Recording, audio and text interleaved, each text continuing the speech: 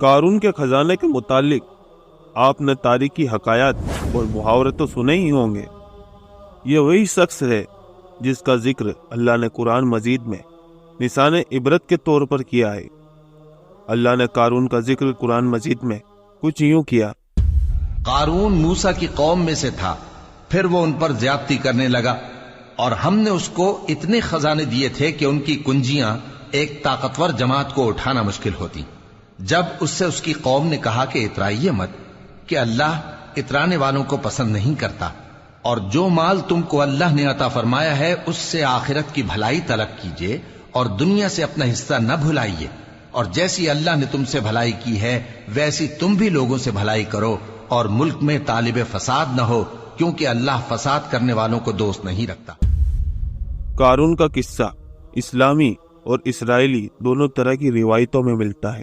وہ بنی اسرائیل کا وہی امیر ترین شخص تھا جس کی خزانے کی کنجیاں 300 اونٹوں اور گھوڑوں پر لادی جاتی تھی، اور ہر کنجی ایک چمڑے کی ہوتی تھی جو ایک خزانے کی چابی تھی۔ تاریخ انسانی میں شاید قارون سے زیادہ دولت و شہرت کسی شخص کو عطا نہیں کی گئی۔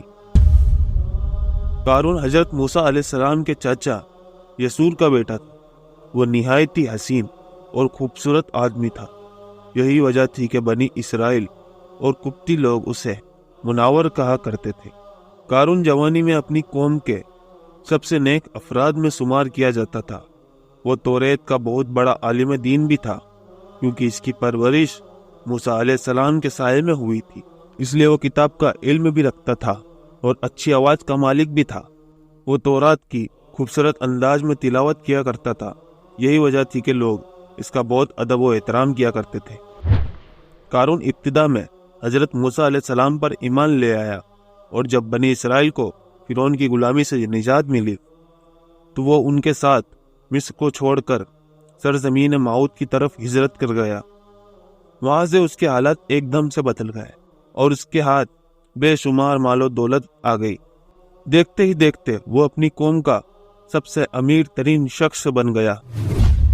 جب زکوٰۃ کا حکم نازل ہوا اور حضرت موسیٰ علیہ السلام سے اس نے عہد لیا تو اس نے یہ وعدہ کیا تھا کہ اپنے مال کا 1000واں حصہ زکوٰۃ نکالے گا۔ جب اس نے اپنے مال کا حساب لگایا تو ایک بہت بڑی رقم زکوٰۃ کی نکلی، لہٰذا اس کے دل میں حرص اور لالچ پیدا ہو گئی اور وہ زکوٰۃ کا منکر ہو گیا۔ اس نے ایک گندی چال چلی۔ اس نے بنی اسرائیل میں سے ایک گروہ کو جو کہ اس کے حمایتی تھے ان کو جمع کیا اور کہا، اے بنی اسرائیل، موسیٰ نے ہمیں بہت سارے امور کا حکم دیا جس پر تم لوگوں نے اس کی پیروی کی۔ اب وہ تم سے تمہارا مال بھی لینا چاہتا ہے۔ فلاں فاحشہ عورت کو لے کر آؤ تاکہ اسے کچھ پیسے دے کر موسیٰ کو بدکار ثابت کیا جا سکے۔ قارون نے اپنے قوم کے لوگوں کو جمع کیا اور حضرت موسیٰ علیہ السلام سے پوچھا کہ زنا کی کیا سزا ہے۔ حضرت موسیٰ علیہ السلام نے کہا، جو بھی زنا کرے حالانکہ اس کی بیوی بھی ہو تو اسے سنسار کیا جائے یہاں تک کہ وہ مر جائے۔ قارون نے حضرت موسیٰ علیہ السلام سے کہا، حتیٰ کہ یہ کام آپ ہی نے انجام دیا ہو تو بھی؟ موسیٰ علیہ السلام نے کہا، ہاں، حتیٰ کہ اگر اس کام کو میں بھی انجام دوں تو یہی حکم ہے۔ قارون نے کہا، بنی اسرائیل یہ گمان کرتے ہیں کہ آپ نے فلاں فاحشہ عورت سے زنا کیا۔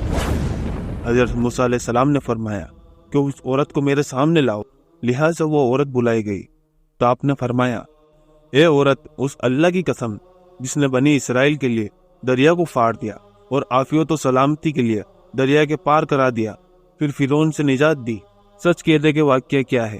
حضرت موسیٰ علیہ السلام کے جلال سے عورت سہم کر کانپنے لگی اور اس نے مجمع عام میں صاف صاف کہہ دیا، اے اللہ کے نبی، مجھ کو قارون نے کثیر دولت دے کر آپ پر بہتان لگانے کے لیے آمادہ کیا ہے۔ اس وقت حضرت موسیٰ علیہ السلام عابدید ہو کر سجدہ شکر میں گر پڑے اور بحالت سجدہ آپ نے یہ دعا مانگی کہ یا اللہ، قارون پر اپنا قہر اور غضب نازل فرما دے۔ لہٰذا وہ تمام لوگ جو قارون کے ساتھ تھے اس سے جدا ہو گئے۔ موسیٰ علیہ السلام نے اللہ کے اذن سے زمین کو حکم دیا تو زمین پھٹ پڑی اور قارون اور اس کے پیروکار اس میں دسنے لگے، اور دیکھتے ہی دیکھتے قارون، اس کا محل اور اس کا خزانہ سب اس زمین میں دھس گیا۔ جب یہ زمین میں نابود ہو گئے تو زمین کا شگاف دوبارہ بند ہو گیا۔ قارون کے اس دولت کے متعلق بہت سارے تاریخی حکایات نقل کی گئی ہے، اور تا قیامت قارون اور اس کا خزانہ تمام انسانیت کے لیے نشان عبرت بنی رہے گی۔